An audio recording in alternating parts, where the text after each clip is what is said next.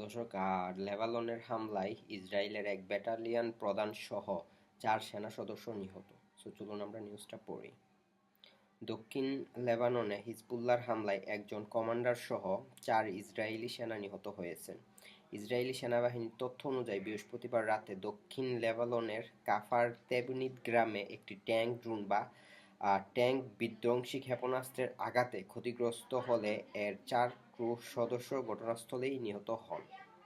নিহতদের মধ্যে রয়েছেন 401তম সাজুয়া ব্রিগেডের 52তম ব্যাটালিয়নের কমান্ডার লেফটেন্যান্ট কর্নেল ডর গেদালিয়া বেন সিমোহন। বাকি 3 সেনার পরিচয় এখনও প্রকাশ করা হয়নি। এদিকে লেবাননের সরকারি সংবাদ সংস্থা এনএনএ তথ্য মতে শুক্রবার দক্ষিণ লেবাননে ইসরায়েলি হামলায় অন্তত 24 জন নিহত এবং আরও কয়েকজন আহত হয়েছেন।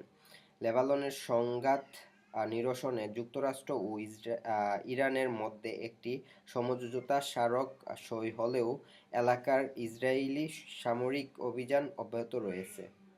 দর্শক, এই ছিল নিউজটি ভালো লাগলে চ্যানেলটি সাবস্ক্রাইব করবেন। ধন্যবাদ।